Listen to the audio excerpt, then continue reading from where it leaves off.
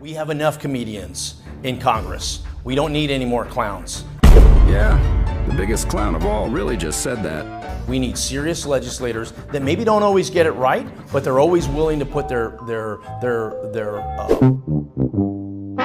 Tony Gonzales is the congressman for Texas District 23, and he has found himself in a runoff election against Brandon Herrera on May 28th. Oh, I'm not surprised to find myself in a runoff. What?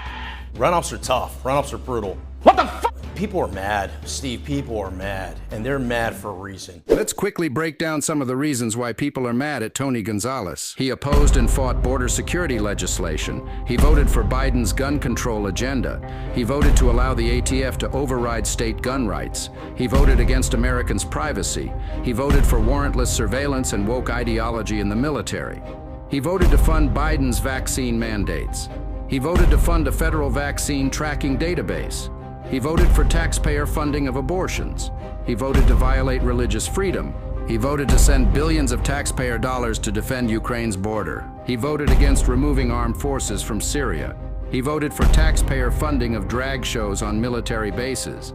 He voted for the January 6th commission to investigate, prosecute, and imprison President Trump. I'm as mad as hell, and I'm not going to take this anymore! And what does Tony Gonzales have to say about his voting record in Congress?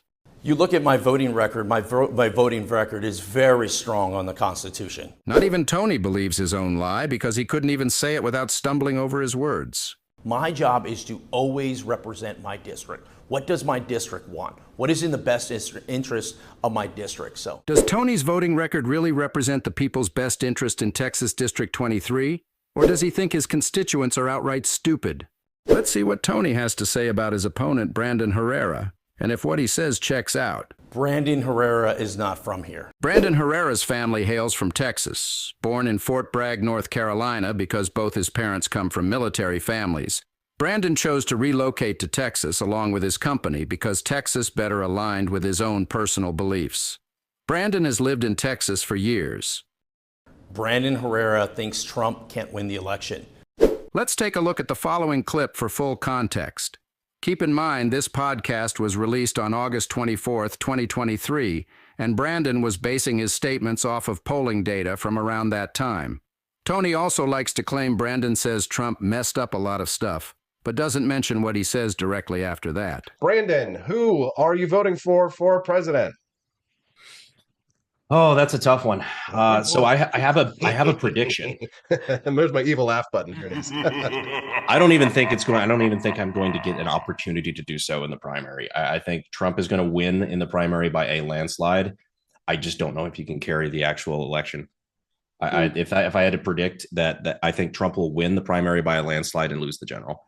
Well, that seems to be the prevailing opinion. Yeah. I'm frightened. It's depressing. 8 more years of winter, or 4 more years of winter, rather. Exactly. The groundhog saw his shadow for sure. Do you like Trump, Brandon?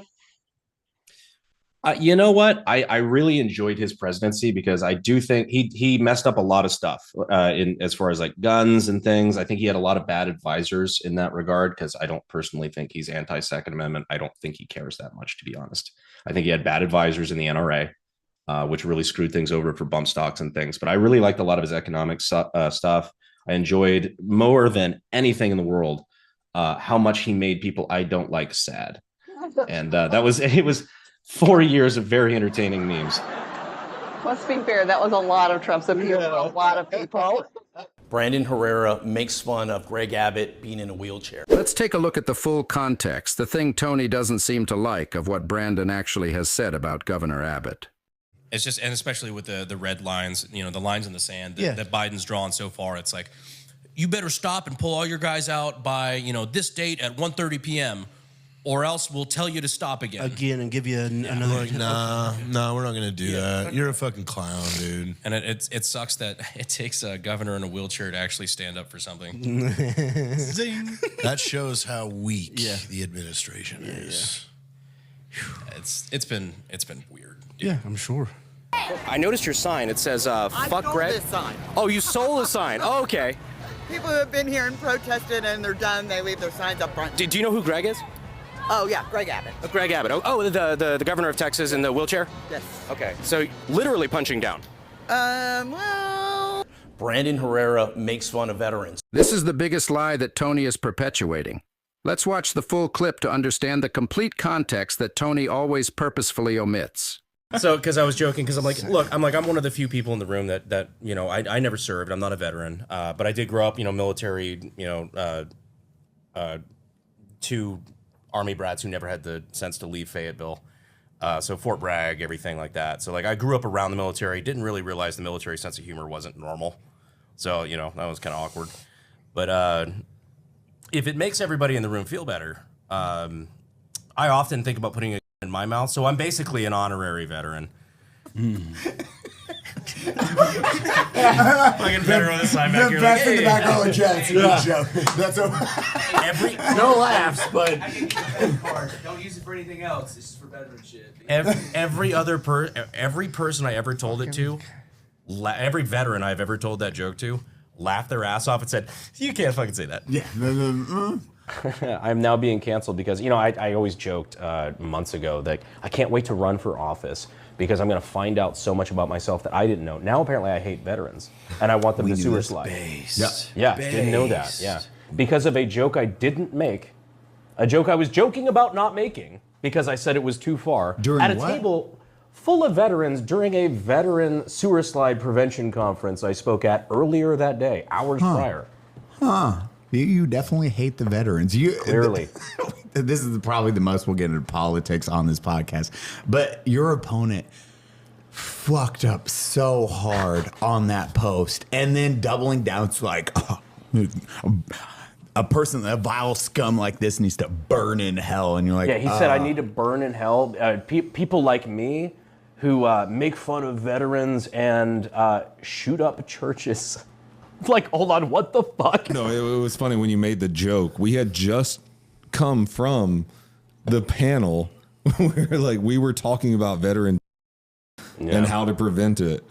And then you had a Purple Heart veteran to your left, and then you had me and Nick to your right. Like, I'm at a table full of veterans. And the funny part is, like, one of the things that we talked about a lot during that panel is, like, this, like, stuff like unsubscribe, like stuff, dark humor. Stuff like that is one of the last things. Like, the military's failed veterans, the VA's failed veterans, politicians have failed veterans. The last thing they have to rely on is dark humor. You want to take that from them? Fuck you. You're the problem. Did Tony's lie about Brandon making fun of veterans actually work? Let's take a look. My name is Tim Kennedy. I'm a veteran, and I support Brandon Herrera. I support Brandon Herrera. My name is Michael Jones. I served in the military for 9 years active duty as a SEER specialist and as a TAC-P within the United States Air Force, and I support Brandon Herrera. Justin Governal here, former Marine Scout Sniper, Purple Heart recipient, and I support Brandon Herrera. Adam Knowles, 13 years Army Reserves, and I support Brandon Herrera. My name is Sergeant Omar Avila. I am a Purple Heart recipient, a U.S. Army veteran, and I stand with Brandon Herrera. Hey, District 23, my name is Zachary Bell, more commonly known as Veteran with a Sign. I'm also a United States Marine Corps combat veteran, and I'm proud to support Brandon Herrera for District 23. Long before he decided to run for office, he was out there advocating for all of us in the veteran military community, and now he's doing so in the biggest way he can. You should support Brandon Herrera for District 23. My name is Nick. I was a medic in the Iowa Army National Guard for 6 years, and I support Brandon Herrera. My name is Eli Cuevas, and I served in the United States Army for almost 4 years, an infantry soldier, and I support Brandon Herrera. Also, I was bad at my job. Love you, Brandon. My name is Jared Taylor. I spent from 2003 to 2018 in the United States Air Force. Spent 18 months of my career in a combat theater fighting the enemy toe-to-toe. And I support Brandon Herrera for Congress, like any veteran would. Hi, I'm a veteran who supports Brandon Herrera. I just want to say sometimes veterans deal with dark things in their lives with dark humor. That's just how it is. But Brandon Herrera for District 23. Brandon Herrera is 28 years old, and the only job he's ever had is a YouTuber. While Brandon Herrera is in fact 28 years old, what Tony fails to mention is that Brandon also owns his own firearms manufacturing company and uses YouTube as a way to document his entrepreneurial journey. I was wondering, Brandon has over $1.5 million of weaponry at his disposal, and that's partly because he actually owns a firearm manufacturing company. And you're actually a licensed arms dealer, right? Yes, correct. 0702 SOT, FFL, all that, federal firearms license. So that's how we are able to, me and my gunsmiths are able to rebuild stuff, machine guns, suppressors, SBRs, stuff like that. This is the one that John Hinckley used to shoot Ronald Reagan to try to get the attention of Jodie Foster. C98 broom handle Mauser. Damn, that's cool. It's the Han Solo gun. Oh, it is. Is that not badass or something? So then we've got our R&D room. This is where we do a lot of our just research and development stuff. When we're working on AK-50 stuff or different projects, then we'll be, using this computer for CAD design and everything else. Yeah, so like a lot of what we do, the R&D and stuff, when we're developing, new weapons or reproducing parts that aren't made anymore. We'll be doing, for example, some 3D printing, either prototypes or whatever, before we do it in metal, or just, there's a lot of different things we do. Just test fitting parts and things, making sure we've got the design replicated 100% correctly. So back out here is where we have more parts than you could know what to do with as far as building AKs and such is concerned. But we also have our, mill, lathe, anything we need to machine stuff, our laser engravers, our sheet metal bending dies, air compressors. Well, it's neat to be able to take something like, for example, this was cut up sheet metal, and take that and restore it back to being what it is a piece of history. He just has no experience. He thinks being a comedian he's auditioning to be a comedian for Texas 23. That's not what our district needs nor wants. Specifically, I will be challenging the establishment Republican Tony Gonzales for the District 23 congressional seat in the Republican primary for 2024. No, this is not a joke. No, this is not satire. I have legally filed to run for Congress, and I do intend to take this role very seriously. We always have and always will have to fight for the America that we know and love. There can be no more incumbent politicians who vote time and time again against the interests of the American people without fear of losing their positions. It's like once they win their first election, they feel untouchable in the primaries. We have to remind them that if they fail to uphold their oath to defend the Constitution, that we will primary them, we will campaign against them, and we will win. I learned a long time ago in life, you can never please anyone, you can never please everyone, and nor should you try. Be firm in your values, be who you are, be upfront with everyone, and be genuine. Do the best you possibly can. You're gonna make mistakes. I've made mistakes. I'll make more mistakes. I'll make more mistakes. I'll make more mistakes. I'll make more mistakes. Tony is the type of sleazy politician where if you let him talk long enough, he'll say something he didn't mean to say and make himself look very, very foolish. This is one of those moments. And if you've noticed, I haven't really been campaigning. I'm not doing these rallies, and it's just going to work. If you look at our social media, Tony Gonzales for Texas. At Tony Gonzales for Texas, you say? Well, now we have to take a look. Tony Gonzales has 35 community notes at the time this video was made. Community notes is a feature on X, formerly known as Twitter, where readers can add context to posts. Tony is the most community-noted sitting congressman to date. All Tony knows how to do is lie.